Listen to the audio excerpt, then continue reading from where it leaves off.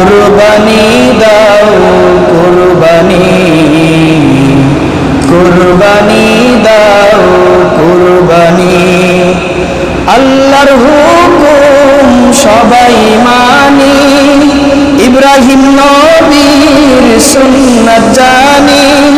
তাকওয়া অর্জন কর তুমি, কুরবানি দাও কুরবানি, কুরবানি দাও কুরবানি। মাহাজান মুসুক আল্লাহ রাসূলের কাছে প্রশ্ন করেছেন, ইয়া রাসূলুল্লাহ কুরবানি কি? আল্লাহ রাসূল বলেন, সুন্নাত আবিকুম ইব্রাহিম। কুরবানিটা হলো তোমার নবী মুসলমান জাতির পিতা হযরত ইব্রাহিম আলাইহিস সালামের সুন্নাত। চিল্লাই বলেন সুবহানাল্লাহ। ইব্রাহিম আলাইহিস সালামের সুন্নাতটা কি? ইব্রাহিম আলাইহিস সালামের সুন্নাত হচ্ছে ফালাম্মা আসলামা ওয়া কাল্লাহু লিল জামিন। যখন ইব্রাহিম আলাইহিস সালাম এবং ইসমাঈল আলাইহিস সালাম বাপ বেটা যখন উভয়ই একমত হলো, কি হলো? একমত হলো কিসের উপরে? কুরবানি হবে এই বিষয়ের উপরে। আল্লাহ তাআলার নির্দেশ। এই কুরবানির উপরে যখন একমত হলো এবং তারা যখনই আল্লাহ তাআলার নির্দেশ পালন করার জন্য ব্যস্ততা হয়ে গেল, নিজের কলিজার টুকরা, নিজের আপন জিনিস, প্রিয় জিনিস, সেটাই হচ্ছে আল্লাহর পয়গম্বর ইব্রাহিম আলাইহিস সালামের সুন্নাত। বলেন সুবহানাল্লাহ। কুরবানিটা হচ্ছে আল্লাহ তাআলার নির্দেশ যে এটা করতে হবে, এটাই কুরবানি। আল্লাহ তাআলা নির্দেশ দিয়েছেন ইব্রাহিম আলাইহিস সালামের উপরে যে তুমি কুরবানি করো কি? তোমার আপন জিনিস, তোমার মহব্বতের জিনিস। প্রিয় আল্লাহর বান্দারা, ইব্রাহিম আলাইহিস সালামকে আল্লাহ তাআলা কঠিন থেকে কঠিনতম পরীক্ষা করেছিলেন। তার ভিতরে একটা পরীক্ষা ছিল, ইব্রাহিম আলাইহিস সালামের দুইজন সহধর্মিণী ছিল, একটা হচ্ছে সারা আর একটা হচ্ছে হাজেরা। কয়টা? দুইটা। তো হাজেরা আলাইহিস সালামের গর্ভে যিনি আসেন, ইনি আসেন হযরতে ইসমাঈল আলাইহিস সালাতু ওয়াস সালাম। ইসমাঈল আলাইহিস সালাতু ওয়াস সালামকে আল্লাহ তাআলা ইব্রাহিম আলাইহিস সালামের মাধ্যমে দুনিয়াতে পাঠালেন। বয়স কত ছিল? 86 বছর, 86। 86 বছর বয়সে আল্লাহ তাআলার কাছে কান্নাকাটি করে, আল্লাহ আমাকে একটা সন্তান দাও। আল্লাহ তাআলা ইব্রাহিম আলাইহিস সালামের এই কান্নাকাটিকে কবুল করে নিলেন।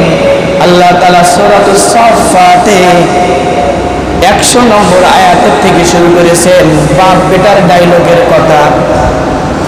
ইব্রাহিম আলাইহিস সালাম পিতা, ঈসা আলাইহিস সালাম দিনের সন্তান। এই সন্তান এবং পিতার যে ডায়লগ কথাগুলো আল্লাহ তাআলা কুরআনুল কারীমে 23 নম্বর পারায় 8 নম্বর সূরা সূরাতুস সাফফাতের 100 নম্বর আয়াতে বলেন, রব্বি হাবলি মিনাস সালিহিন। আপনি আমাকে একটা নেক সন্তান দান করুন। আল্লাহ তাআলা বললেন, ফাবাশশারনাহু বিগুলামিন হালিম। এরপর আমি ইব্রাহিম আলাইহিস সালামকে সুসংবাদ দিলাম একটা নেককার পুত্র সন্তানের। বলেন সুবহানাল্লাহ। তাহলে এর থেকে বোঝা যাচ্ছে যাদের সন্তান হয় না, 86 বছর বয়সেও সন্তান হয়নি, এরকম কম আছে না? বলেন তো, এখন কি আছে যে 86 বছর বয়সে সন্তান হচ্ছে?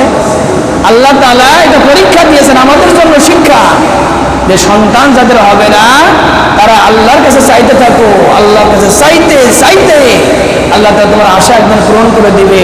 তোমার ওই 12 বাজারের দরগায় যেতে হবে না, ওই মল্লিকপুরের বট গাছের নিচে যেতে হবে না, তোমার ওই অমুক নারকেল গাছের নিচে মান্যত করতে হবে না, কারণ সন্তান দেওয়ার মালিক একজন, তিনি কে? এর থেকে শিক্ষা নিতে হবে। 86 বছর বয়সে যখন একটা পুত্র সন্তানের সুসংবাদ আল্লাহ তাআলা দিলেন, দেখুন বাপ বেটার কথা হচ্ছে ছেলে এবং পিতার কথা। আল্লাহ তাআলা ইসমাঈল আলাইহিস সালামকে এবং মা হাজেরাকে জানেন মরুভূমিতে রেখে আসছিল। কার হুকুমে? আল্লাহ তাআলার হুকুমে হাজরা এবং ইসমাঈল আলাইহিস সালামকে মরুভূমিতে রেখে আসলো। রেখে আসার পরে কোনো খোঁজ খবর নেয় না, কথা হয় না। যখন ইসমাঈল আলাইহিস সালাম মোটামুটি চলাফেরা করার বয়সে উপনীত হলো, একটু সুন্দর দেখাশোনার বয়স হয়ে গেল, হাঁটতে পারলো, চলতে পারলো, কথা বলতে পারার মতো বয়স হলো। কতটুকুই বয়স হবে? ছোট্ট। এই সময় হযরত ইব্রাহিম আলাইহিস সালাম আল্লাহ তাআলার হুকুমে যখন সেই ইসমাঈল আলাইহিস সালাম বয়সে উপনীত হলো, অল্প বয়সে, তখন ওর মরুভূমিতে দেখতে গেলেন। দেখুন, যদি কোনো বাপ বর্তমান যুগে সন্তান স্ত্রী রেখে চলে যাওয়ার পরে 10 বছর পরে 12 বছর পরে যদি খোঁজ খবর না নিয়ে আসে, আমরা কি করব বলেন তো? ওই স্ত্রী আর ওই ছেলে বাপের বেঁধে হবে না বলেন তো? খোঁজ নেই, খবর নেই, আর এতদিন পরে 10 বছর পরে খালাম কি মলাম এখন আসা হচ্ছে, কথা বলেন ঠিক কিনা? কিন্তু এখানে দেখুন, প্রেমের খেলা, নবীর খেলা, শিক্ষার খেলা চলছে। ইব্রাহিম আলাইহিস সালাম যখন 10 বছর বা এরকম বছর পরে মরুভূমিতে গেলেন, হাজরা আলাইহিস সালাম স্বামীকে দেখে সালাম দিলেন, বললেন, হে আমার স্বামী কেমন আছো? যখন ফালাম্মা বালাগা মাহু সায়া ক্বালা ইয়া বুনাইয়া ইন্নী আরা ফিল মানাম। যখন দেখুন ইব্রাহিম আলাইহিস সালাম তিনার সন্তান ইসমাঈল আলাইহিস সালাম কিছুটা কৈশোর বয়স উপনীত হলেন, ফালাম্মা বালাগা মাহু সায়া, অর্থাৎ চলাফেরা করা অবস্থা উপনীত হলেন, ইসমাঈল আলাইহিস সালামের সামনে গেলেন, বললেন, মা হুসাইয়া ইন্নী আরা ফিল মানাম, আমি একটা স্বপ্ন দেখেছি। কি বলছে দেখুন, কথা কিভাবে হচ্ছে। সন্তান তো রাগেই নেই, বরং ভালো মন্দ জিজ্ঞেস করে বলছে, বাবা আপনি কেমন আছেন, এত বছর পরে আসলেন? তখন ইব্রাহিম সাল্লাম কিভাবে বলছে দেখেন, যে ফালাম্মা ইন্নী আরা ফিল মানাম, যে আমি স্বপ্ন দেখেছি, আন্নী আযবাহুকা ফানজুর, যে আমি স্বপ্ন দেখেছি তোমাকে জবাই করছি। ফানজুর মাজা তারা, আমি স্বপ্ন দেখেছি যে আমি ইব্রাহিম, যে আমি তোমাকে জবাই করছি। দেখুন, এর আগে ইব্রাহিম আলাইহিস সালামকে স্বপ্ন দেখানোর পরে বলা হয়েছে, তোমার সব থেকে আপন জিনিসকে তুমি কুরবানি দাও। ইব্রাহিম আলাইহিস সালাম সেই সময়কার সব থেকে বড় মহামূল্যবান 100টা লাল উট কুরবানি দিয়েছিলেন। আবার স্বপ্ন দেখায়, তোমার কুরবানি হয়নি, আবার তুমি আপন জিনিস কুরবানি দাও। এভাবে ইব্রাহিম আলাইহিস সালাম কয়েকবার কুরবানি দেওয়ার পর ইব্রাহিম আলাইহিস সালাম বুঝতে পারলেন যে আমার আপন জিনিস ইসমাঈল ছাড়া আর কেউ নাই। এই হচ্ছে অবস্থা। ইব্রাহিম আলাইহিস সালাম ইসমাঈল আলাইহিস সালামকে যখন এই স্বপ্নের কথা বললেন, ইসমাঈল আলাইহিস সালামকে বললেন, আমি স্বপ্ন দেখেছি যে তোমাকে জবাই করেছে, তোমার অভিমত কি? ইন্নী আরা ফিল মানামি আন্নী আযবাহুকা ফানজুর মাজা তারা। ক্বালা ইয়া আবাতি ফাআল মা তু'মার। দেখুন, বাপ পিতার কথা হচ্ছে, বাপ ছেলের কথা হচ্ছে। ক্বালা ইয়া বুনাইয়া ইন্নী আরা ফিল মানাম। ইব্রাহিম আলাইহিস সালাম যখন বললেন, হে বুনাইয়া, হে আমার সন্তান, আমি স্বপ্ন দেখেছি যে তোমাকে জবাই করছি, কুরবানি দিয়েছি, তোমার মতামত কি? তখন ক্বালা ইয়া আবাতি ফাআল মা তু'মার। তখন ইসমাঈল আলাইহিস সালাম, দেখুন অল্প বয়সে কি বা বোঝে, সেই বয়সে ইসমাঈল আলাইহিস সালাম উত্তর দিচ্ছে, হে আমার পিতা, মা তু'মার সাতাজিদুনি ইনশাআল্লাহু মিনাস সাবিরিন। হে আমার পিতা, আপনি যে স্বপ্ন দেখেছেন এটা যদি আল্লাহর পক্ষ থেকে নির্দেশ হয়ে থাকে, তাহলে ইনশাআল্লাহ আমি আপনার এই কথার সাথে একমত। ইনশাআল্লাহু মিনাস সাবিরিন, আমি আপনার কথায় রাজি আছি ইনশাআল্লাহ, এবং আমাকে আপনি ধৈর্যশীলদের সাথে দেখবেন, বলেন সুবহানাল্লাহ। আর এখনকার যদি বাপ মা হতো, ছেলে মেয়ে হতো, কি হতো? 10 বছর পরে কি জন্য আসছো, কি দেখাশুনো, খোঁজ খবর নেই, কি নাই। এখান থেকে শিক্ষা যে পিতা সব থেকে বড় জিনিস, পিতার সাথে আমাদের ভালো ব্যবহার করতে হবে। পিতা মাতা যতই খারাপ হোক, তারপরেও সে পিতা মাতা, তারপরে পিতা মাতার সন্তানের প্রতি দায়িত্ব কর্তব্য আল্লাহ তাআলা দিয়েছেন। প্রিয় হাজিরিন, হযরত ইসমাঈল আলাইহিস সালাম যখন বললেন ইনশাআল্লাহু মিনাস সাবিরিন, হে আমার পিতা আমি রাজি আছি, আপনি আপনার কাজ করতে থাকুন এবং আপনি আমাকে ধৈর্যশীলদের মাঝেই দেখতে পারবেন। দেখুন হযরত ইসমাঈল আলাইহিস সালাম যখন রাজি হয়ে গেল, ফালাম্মা আসলামা ওয়া তাল্লাহু লিল জাবিন, ফালাম্মা এতবার আসলামা, তারা উভয় মানে দুইজন, পিতা এবং সন্তান, যখন রাজি হয়ে গেল, আসলামা ওয়া তাল্লাহু লিল জাবিন ওয়া নাদাইনাহু আইয়া ইব্রাহিম, আল্লাহ তাআলা ডেকে বললেন হে আমার ইব্রাহিম, আহ্বান করলেন। দেখুন ঈসা আলাইহিস সালামকে হাজেরার কাছ থেকে যখন নিয়ে চলে আসলেন, ইসমাঈল আলাইহিস সালামকে বললেন, আস্তে আস্তে বলছেন আমি তোমার এই স্বপ্নে দেখেছি, তোমার অনুমানী কথা হচ্ছে তুমি আমার পিতার। ঈসা আলাইহিস সালাম ইব্রাহিম সালামকে বলছেন হে আমার পিতা, আপনি কুরবানি করার আগে এক কাজ করুন, আপনি আমার চোখ বেঁধে নিন এবং আপনার চোখে বেঁধে নিন, আমার হাত পা বাঁধুন, যদি কুরবানি করার সময় না জানি আমার হাত পা ছিটিয়ে যে আপনার গায়ে লাগে বেয়াদবি হবে। দেখুন এখানে পিতা মাতার প্রতি কত বড় সম্মান শ্রদ্ধা কোরআনে আয়াত আল্লাহ তাআলা দিয়েছে। ইব্রাহিম আলাইহিস সালাম তিনার কথা শুনে ইসমাঈল আলাইহিস সালাম যখন বললেন, তিনার চোখও বাঁধলেন, ইব্রাহিম আলাইহিস সালামের চোখ বাঁধলেন। এরপর তেনার হাত পাও বাঁধার পরে একটু পরে যখন কুরবানি করতে যাবে, কলিজার টুকরা আপন জিনিস, হৃদয়ের বন্ধন স্পন্দন, তখন ইসমাঈল আলাইহিস সালাম বলছেন হে আমার পিতা, আপনি এক কাজ করুন, আপনি আমার হাত পায়ের বাঁধনটা আবার খুলে দিন। ইব্রাহিম সাল্লাম বললেন বাঁধতে বললে আবার খুলে দিতে বললে কেন?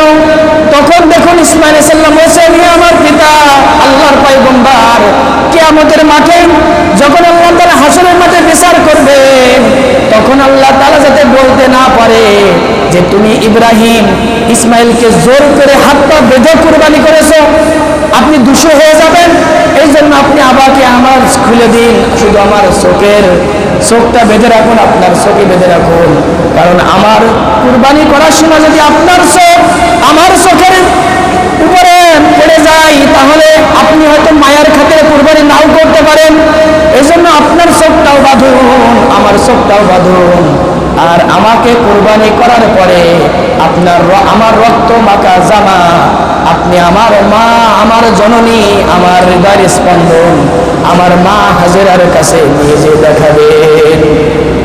আহারে আমার মা হাজেরা, তার তো সন্তান নাই, তার তো মা বলে ডাকার আর কেউ না আমি ইসমাঈল ছাড়া, আপনি আমার এই রক্ত মাখা জামা আমার মা হাজেরার কাছে নিয়ে যাবেন, যে বলবেন যে এটা তোমার ইসমাঈলের জামা, তোমার ইসমাঈল আল্লাহর পথে আল্লাহর নির্দেশে শহীদ হয়ে গিয়েছে, এই জামা মাখা, এই রক্ত মাখা জামা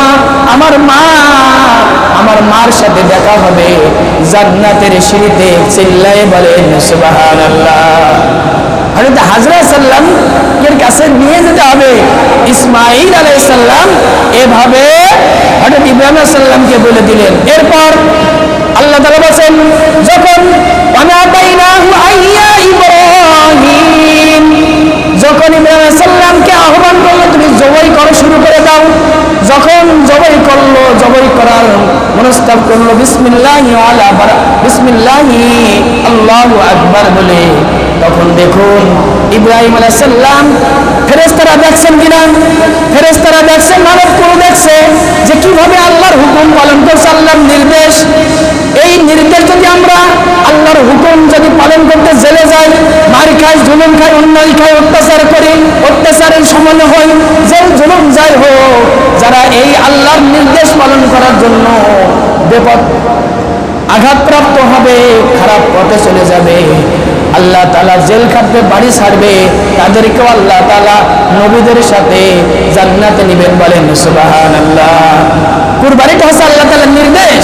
এরপর আল্লাহ তাআলা বললেন কদ সাদ্দাকতা রুইয়া ইন্না কাযালিকা নাজজিল মুহসিনিন।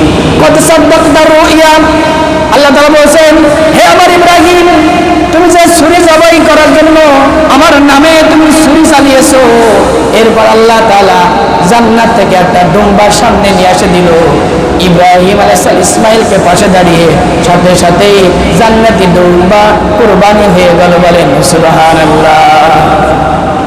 কুরবানিটা তাহলে কি? আল্লাহ তাআলা বলেন সাদাক্তা রুইয়া, যে হ্যাঁ তুমি তোমার সাদাক্তা, তুমি তোমার কোন আমার নির্দেশ তুমি পালন করেছো। ইন্না কাযালিকা নাজিল মুহসিনিন, নিশ্চয় আল্লাহর নির্দেশ পালনকারীদের জন্য আল্লাহ তাআলা ভালো ব্যবস্থা করেছেন, ভালো ব্যবস্থা করেছেন। ইন্না হাযা লাহুল বালাউল মুবিন, আর নিশ্চয় এই কাজটা, এই কুরবানিটা কোনো কাজ ছিল না, এটা ছিল সুস্পষ্ট একটা আল্লাহর পক্ষ থেকে পরীক্ষা। বলেন সুবহানাল্লাহ। যারা কুরবানি করে আল্লাহ তাআলা বলেছে সূরাতুল হজ্জে 37 নম্বর পারা, 17 নম্বর পারা, 14 নম্বর সবাই, লা ইয়ানালাল্লাহু লুহুমুহা ওয়ালা দিমাউহা ওয়ালাকিন ইয়ানালুহু তাকওয়া মিনকুম কাযালিকা সাখখারাহা লাকুম লিতুকাব্বিরুল্লাহা আলা মা হাদাকুম ওয়া বাশশিরিল মুহসিনিন। সূরাতুল হজ্জ আল্লাহ তাআলা বলেছেন লা ইয়ানালাল্লাহু লুহুমুহা, আল্লাহ তাআলা আমরা যে কুরবানি করি, কুরবানি গোশত নাই, আল্লাহ রক্ত নাই, মাংস নাই, চামড়া নাই, কি নাই? লুহুত তাকওয়া, আমাদের মনের তাকওয়া, মনের নিয়ত। কুরবানি যে আমরা করছি, আল্লাহ তাআলা গোশত নেয় না, রক্ত নেয় না, চামড়া নেয় না, টাকা নেয় না, নেয় কি? আমার আপনার মনের নিয়ত, মনের তাকওয়া, যে কুরবানি করছি। ইন্না সালাতি ওয়া নুসুকি, আমার নামাজ, আমার কুরবানি লিল্লাহি রাব্বিল আলামিন। কার জন্য হবে? নাকি মানুষ দেখানোর জন্য? সেলফি তুলে দিব, বড় গরু, বড় ছাগল, এই এলাকার 10টা আমি দেখা, এরকম নাকি? কুরবানি হবে মানুষ দেখানোর জন্য না, ইখলাসওয়ালা ইবাদত। কুরবানি হবে লিল্লাহি রাব্বিল আলামিন। সিল্লাই বলেন সুবহানাল্লাহ। লুহুত তাকওয়া কাযালিকা সাখখারাহা লাকুম, আল্লাহ তাআলা বলছেন যে এই যে কুরবানির যে পশুগুলো, এটা মানুষের কি অধীন করে দিয়েছেন না? গরু কি মানুষের কথা শোনে না? ছাগল কথা শোনে কিনা? ভেড়া, উট, দুম্বা, এইগুলো ভিতরে আমিষ দিয়েছেন, ক্যালসিয়াম দিয়েছেন, ক্যালারি দিয়েছেন, মানুষের দেহের জন্য, উপকারের জন্য মানুষের অধীনস্থ করে দিয়েছেন। সিল্লাই বলেন সুবহানাল্লাহ। কাযালিকা সাখখারাহা লাকুম লিতুকাব্বিরুল্লাহা আলা মা হাদাকুম, যাতে আল্লাহর শ্রেষ্ঠত্ব কি প্রমাণিত হয়, যে এই যে আল্লাহ তাআলার হুকুম অনুযায়ী এই পশু পাখিকে জবাই করবে আল্লাহ তাআলার হুকুমে, আল্লাহ তাআলার নামে, তাদেরকে আল্লাহ তাআলা বলেছেন আমার শ্রেষ্ঠত্ব, আমার গুণগান, এবং তাদের জন্য আমি পুরস্কারিত করেছি। বলেন সুবহানাল্লাহ। আর আপনি সুসংবাদ দিন অবাশশিরিল মুহসিনিন, সৎ কর্ম নিয়ে তাকওয়াবানদের। সিল্লাই বলেন সুবহানাল্লাহ। প্রিয় উপস্থিতি, এই যে কুরবানি আমরা দেব, এই কুরবানিটা শুধু গরু, ছাগল, মোষ, দুম্বা, ভেড়া, উট কুরবানি দিলেই হবে না। কুরবানি দিতে হবে আমাদের ভিতরে অমানুষতা, আমাদের ভিতরে চুরি, রাহাজানি, ডাকাতি, জিনা, পরনিন্দা, গীবত, শিকায়েত, যেই খারাপ কাজগুলো আছে, এই খারাপ কাজগুলো কুরবানি দিতে হবে। কথা বলেন ঠিক কিনা? শুধু গরু দিলাম মনে অহংকার, গরু দিলাম আল্লাহর কথা বেহুকুমি কাজ করি, কথা বলি, হাতের কাজ, চোখের কাজ, না অর্থনৈতিকভাবে খারাপ পথে টাকা ইনকাম করি, মারা ধরা ইত্যাদি, যে খারাপ টোটাল মিলে যে খারাপ কাজগুলো আমাদের ভিতরে আছে, এই অল্প জিন্দেগিতে এই খারাপ কাজগুলো আমার আপনার কি দিতে হবে? এই কুরবানির সাথে কুরবানি দিতে হবে, যে আল্লাহ আমার 3.5 হাত বডির ভিতরে, আমার মনের ভিতরে, আমার কালচারের ভিতরে যত চুরি, রাহাজানি, ডাকাতি, সুদ, খারাপ ব্যবসা বাণিজ্য, মানুষকে মারা, মানুষকে কষ্ট দিয়া, অহংকার দিয়া যা কিছু আছে আল্লাহ, এই সমস্ত কিছুই আমি এই কুরবানির সাথে কুরবানি দিয়ে ভালো হয়ে যাব, জান্নাতে হয়ে যাব, ইমানদার মুত্তাকিন হয়ে যাব। বলেন আমিন। এটাই কিন্তু কুরবানি।